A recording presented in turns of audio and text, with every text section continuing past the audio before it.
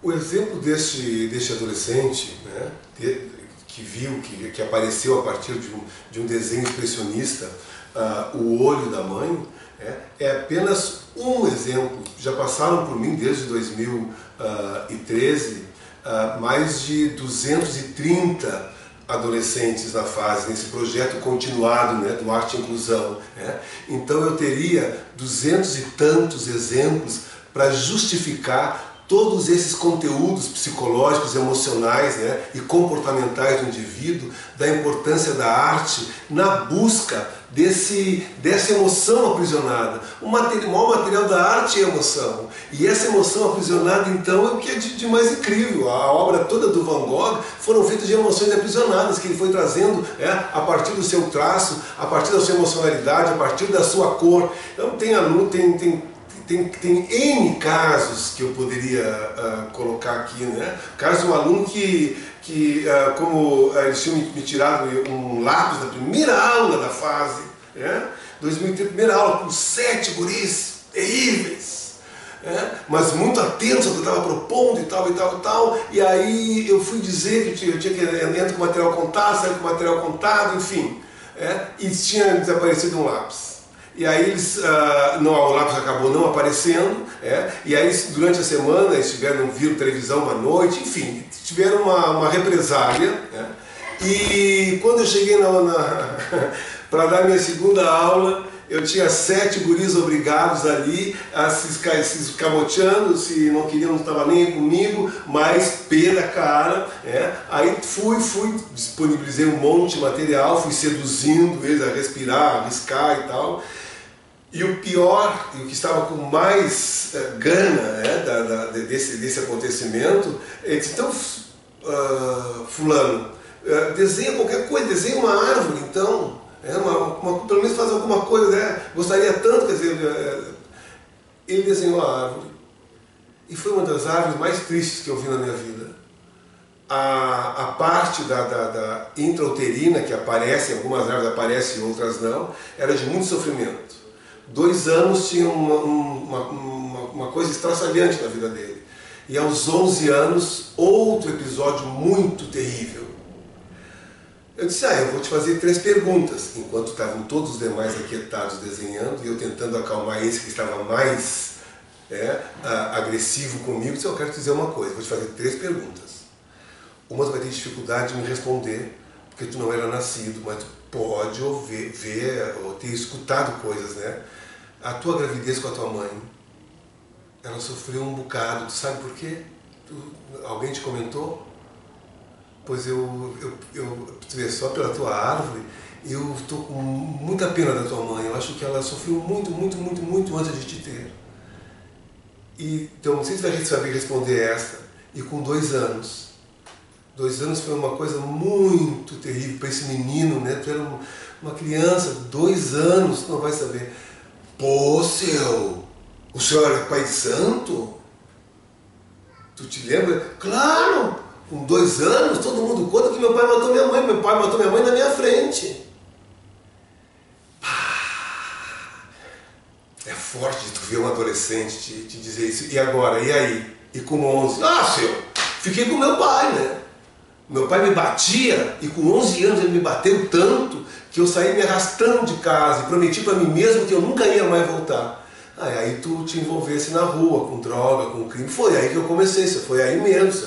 Mas o senhor, hein? Bom, este adolescente, de uma trajetória muito violenta mesmo, porque a situação dele na época era de 2 anos, de 2 a 3 anos,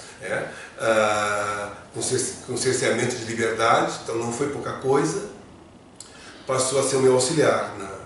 Nessa minha primeira turma dentro da FAC, foi meu auxiliar, ele tinha que dividir a mesa comigo, então, todos os espaços nas prisões são espaços muito diminutos, para conter o indivíduo, né? E então eu tive que repartir, no fim eu colocava meus objetos todos no chão para ele poder desenhar, para ele poder pintar, então foi um adolescente que se desenvolveu a olhos vistos depois disso. Depois que alguém, eu sou entendível, alguém me entende, Alguém me entende, alguém me considera, e não diminui, porque a história de cada um não deve nos diminuir. É na história de cada um, é nessa emocionalidade que nós nos forjamos. É nessa trajetória que a gente teve de família, com essas sensibilidades, com essas experiências, que nós vamos nos deslocar para ser profissionalmente isso, para ser profissionalmente aquilo, ou como pessoas humanas. Então, a nossa vida cidadã está muito ligada a todo esse conjunto de emocionalidades, seja a nossa vida qual for. Pai que saiu de casa, ou mãe que abandonou, enfim, é em cima disto que se forja personalidades, e todas, dependendo da sua origem, todas podem vir a brilhar, porque o ser humano foi feito para brilhar, pelas profundas condições e características, é a música do Caetano Veloso. Então, assim, o Arte e Inclusão e a Escola Sem Violência, que eu desenvolvo desde 2006 no Padre Hells, que saiu o Arte e Inclusão para 2013, e eu estou com esses dois projetos ainda vigentes e em andamento. Por que esse projeto está em andamento? Por que esses projetos não podem parar? Porque só se forja uma rede neural a partir da repetição. Então, se desenha, colore, passa tinta, passa do desenho para a tela. Então, eu estou sempre usando a espacialidade aí. Aí estou usando a razão. Aumento daqui, desenho aqui, daqui passa para lá, aumenta, que não é o caso dessas obras aqui atrás, que elas foram feitas diretas, é uma outra história. Então, mas aqui eu estou usando também a espacialidade, a razão, e depois vai entrar a emoção com a tinta. Aí se faz uma exposição, aí se vem com um outro projeto, se desenha, se pinta, se expõe, quer dizer, é pela repetição. Foi pela repetição que a gente escova os dentes, e hoje não se dá conta, que a gente limpa os ouvidos, as orelhas. Já limpou essas orelhas, Luísio? Escovou os dentes. Então tu passa 7, 8 anos da tua vida fazendo a repetição. Aí forja a rede neural.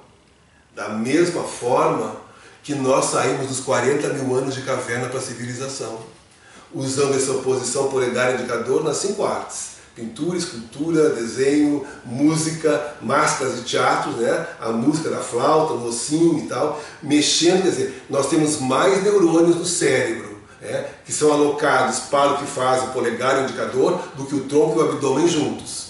Então, quer dizer, essas redes foram construídas em 40 mil anos de caverna, foram construindo as redes neurais cerebrais, para nós sairmos da caverna para a luz, para a civilização. Então, estou dando também um enfoque antropológico, os referenciais antropológicos de por que a importância de se usar a arte como ferramenta, o desenho e a arte como ferramenta de inserção social e de cidadania. Mas as técnicas para isso são muitas.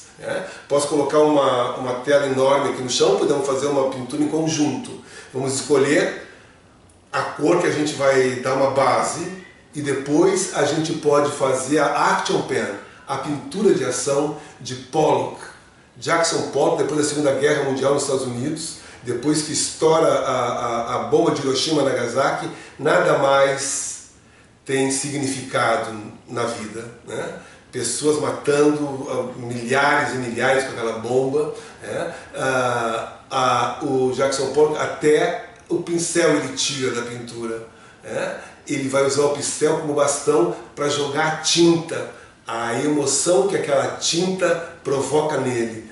Então nós usamos a cor-emoção de Kandinsky, que fez esse código a partir da Primeira Guerra Mundial, porque ele foi perseguido na Rússia, ele era russo, na Revolução Russa, fugiu para a Europa, depois é perseguido na Europa e vê os seus maiores amigos morrerem. Ele sai de uma pintura figurativa, acadêmica, impressionante, ele vai para uma pintura abstrata. Então ele vai decodificar a cor, aquelas manchas por aquelas cores, e aí então para cada cor o cinza, o desespero, O verde amarelado também é a desesperança. Então ele vai, o preto é os medos. Então na cor ele vai pintar a morte dos seus amigos na Primeira Guerra Mundial por manchas, né, abstratas. Então se pega com Pollock o gestual, né, que a pintura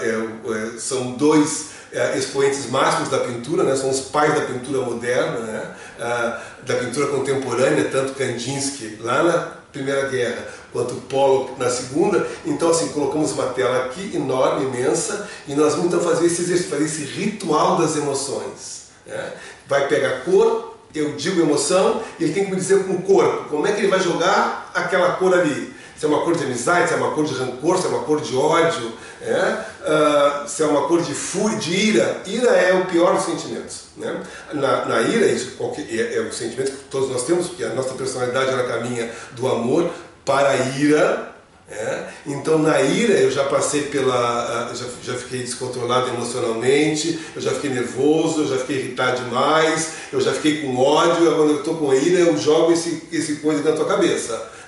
Na hora que eu tiver na mão eu jogo. Só que nas cavernas, até eu buscar uma pedra para quebrar a tua cabeça, ia custar, ia passar tempo, tu podia fugir. Mas agora nós temos armas, né? Eu te dou um tiro, né, na ira. Então, quer dizer, todo esse sentimento. Então, trazer esses sentimentos nessa roda nessa coisa circular em torno da tela, né, de jogar as emoções, de construir uma tela baseada nas emoções de um grupo, por exemplo. Eu faço isso com todos os meus grupos. E na fase eu tenho 5 grupos, mas na escola eu tenho 10 grupos.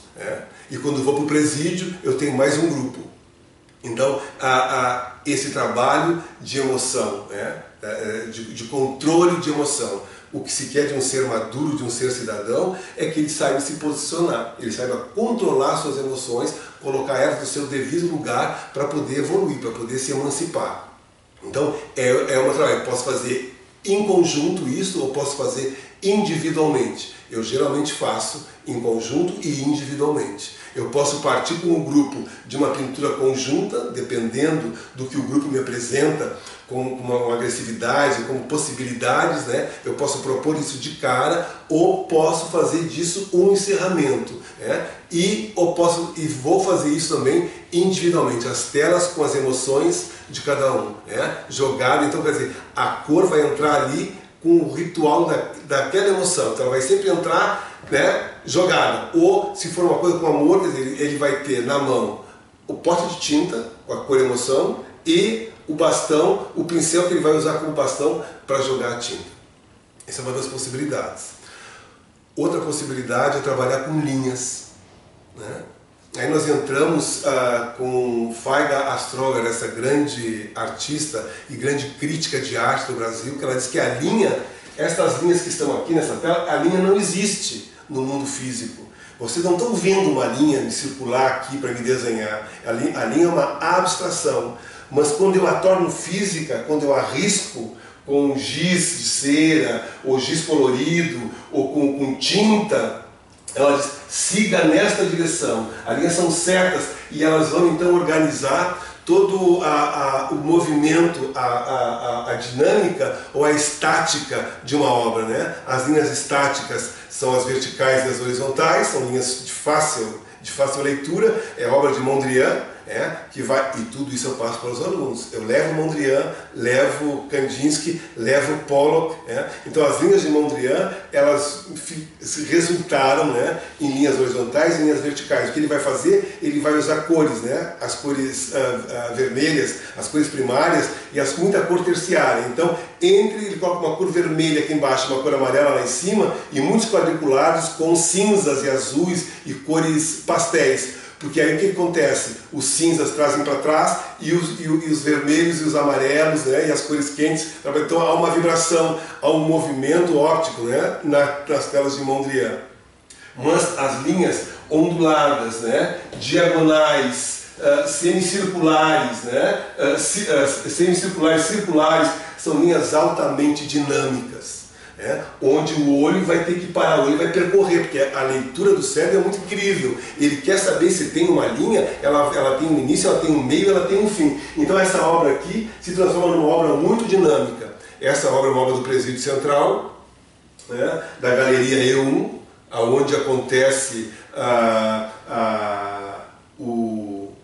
esse trabalho com cárcere, o direito do cárcere. Eu coloquei esses painéis no chão, tinha uma mão de cor, uma camada de acrílico branca, e eles tinham que fazer, depois que eles viram que eu dei essa inicial de linhas, eu dei o Pollock fazendo isso numa tela imensa, e dei também a possibilidade de cores, aí entre as cores, a história das cores, por exemplo, do Leonardo da Vinci, que considerava a parte de baixo a parte de peso, a parte de cima com cores médias e a parte média, com cores médias, e a parte de cima com cores claras, para tentar dar aquela abóbada celeste. E aí, então, eles instrumentalizados, porque a gente não vai trabalhar com a arte simplesmente de qualquer jeito, de qualquer maneira, mas quando tu instrumentaliza o indivíduo, porque tu está usando a razão desse indivíduo, é uma coisa racional, e depois esses princípios do Leonardo da Vinci foram captados pela publicidade e propaganda, porque ele disse que o nosso olhar começa lá em cima, naquele canto em cima, faz um S invertido, e ficou muito legal porque vai dar aqui, vai dar o S invertido aqui nessa área de leveza e vai chegar justamente nessa área aqui, que é uma área de muita ação, dentro do espaço pictórico, dentro do espaço pictórico, tanto da obra de arte quanto do outdoor, quanto da obra publicitária. Então, quer dizer, depois que eles recebem tudo isso de uma forma sintética, mais entendível, legal, de se apropriar desse conhecimento incrível da humanidade que vem desde as cavernas. E aí eu também estou apostando, numa coisa bem junguiana, no homem das cavernas que há dentro de mim, que há dentro de cada um de nós, para pintar. Então todo mundo sabe desenhar, todo mundo sabe pintar, todo mundo tem estrutura muscular para isso.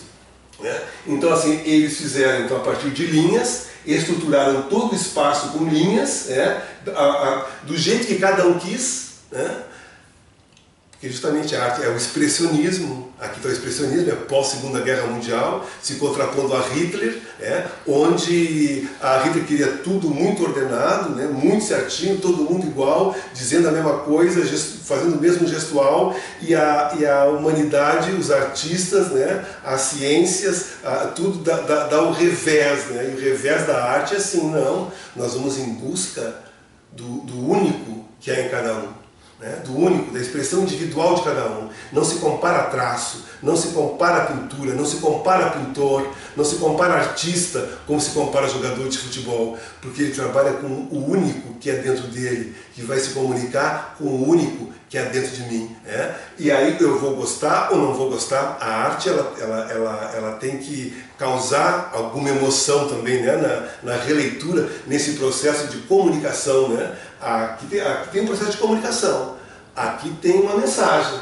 Nós vamos decodificar essa mensagem, cada um vai decodificar essa mensagem de acordo com a sua experiência de vida, de acordo com a sua emocionalidade, de acordo com a sua história, mas tem um leque de possibilidades aqui para leituras. Então esses 53 apenados podiam escolher a cor que quisessem e estruturaram o espaço com linhas. No caso aqui, foram linhas essencialmente dinâmicas, tem muitíssimo pouco linha vertical e horizontal, as linhas do Mondrian, e então todo esse espaço foi coberto com cores, que eles foram então resolvendo entre si, a cor se contrapondo, dialogando, aí começa a ficar inteiros, integrados, trabalhando justamente essa coisa, emoção e razão, totalmente acabando com Descartes, acabando com o penso, logo existo, aqui também é o sinto, é 50% de emoção e 50% de razão.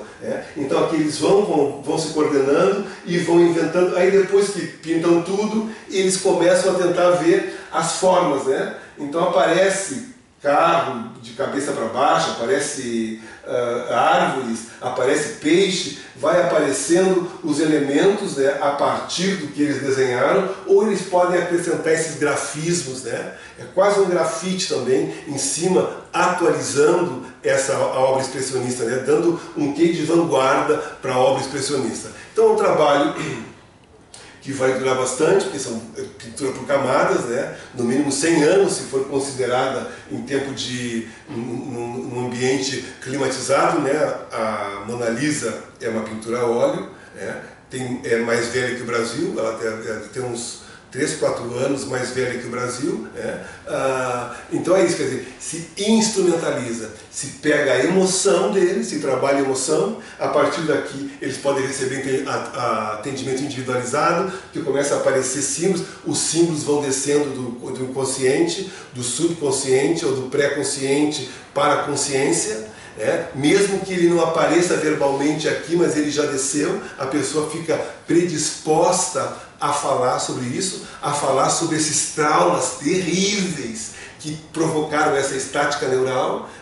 Agora então, de uma forma leve, mas de uma forma forte, de uma forma profunda, ela vai encontrar então um denominador, ela encontra na arte, tanto nesse de jogar, da action pen, da pintura de ação do Pollock, também é o dripping, é o gotejar, né, em determinado momento tem tanta cor ali misturada, tem tanto traço, que o aluno pode escolher, o participante da oficina pode escolher então gotejar, como numa obra com linhas, quer dizer, aquele indizível, aquele inconcebível, aquela coisa terrível, drástica, que esses homens violentos receberam com violência, especialmente na sua primeira infância, e não foi decodificado por ninguém, agora começa a ter uma forma, agora ele existe na mancha, ele existe no risco, ele existe no traço, então agora ele existe, e agora então é feito esse expurgo, é o expurgo que vai então ressignificar, vai ressignificar a experiência e vai poder refletir, a arte caminha com a filosofia, ele vai poder refletir sobre a sua condição humana, sobre se vale a pena continuar nessa trajetória de projeção, a pessoa sempre projeta fora, aquela pessoa que não está bem consigo, ela projeta. Essa criança chega em sala de aula projetando em mim o pai, que eu não sou. Então me diz horrores. Tinha um menino que cada vez que eu gesticulava muito, me virava para o quadro e ele debochava comigo para os outros rirem. Tinha 16 anos também, um menino grande, meu tamanho. Eu pedi para ele parar 3 vezes. Como ele não parou, eu disse, olha, se não parar na 3ª vez, eu vou querer e eu vou chamar o teu pai. Porque esse menino tem um problema, se ele não respeita a autoridade, se ele não respeita um homem que está na frente dele, é porque ele tem uma relação deficitária com o pai. Eu vou querer falar contigo e com teu pai ao mesmo tempo. Não vai ser a mamãe que eu vou chamar, vai ser o pai. A gente vai conversar e aí a gente vai resolver de uma forma legal isso. Parou. Depois do período tinha um recreio, ele foi atrás de mim no recreio, professor, eu quero lhe pedir desculpas, mas não chamo meu pai. Eu nem ia chamar, tinha até quase me esquecido daquilo. Ele disse, porque meu pai é alcoólatra. Minha mãe se separou dele o ano passado e esse final de semana ele foi em casa e me bateu muito. E eu digo, é só tu? Era 1º ano. Era maio isso, maio, o 1º ano, a minha escola é Padre Réus, é só ensino médio, então maio para o 1º ano eu estou com 2, 3 meses só com esse aluno.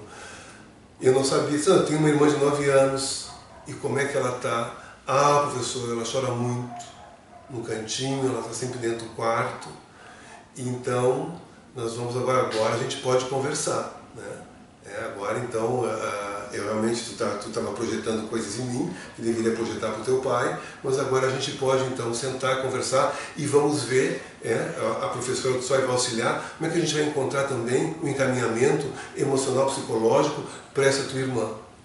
E aí novamente o menino se transforma em líder de turma, se sente acolhido na sua emocionalidade, então o que ele estava fazendo para mim tinha razão de ser, ele estava projetando em mim aquilo que não era. Eu não sou pai dele, ali eu sou professor, eu sou orientador, Eu mais sou professor, eu sou orientador. Quando eu disponho esse material para os alunos, ou para os presos, ou para os meninos em delito com a lei, a minha autoridade se esvai, porque o foco fica todo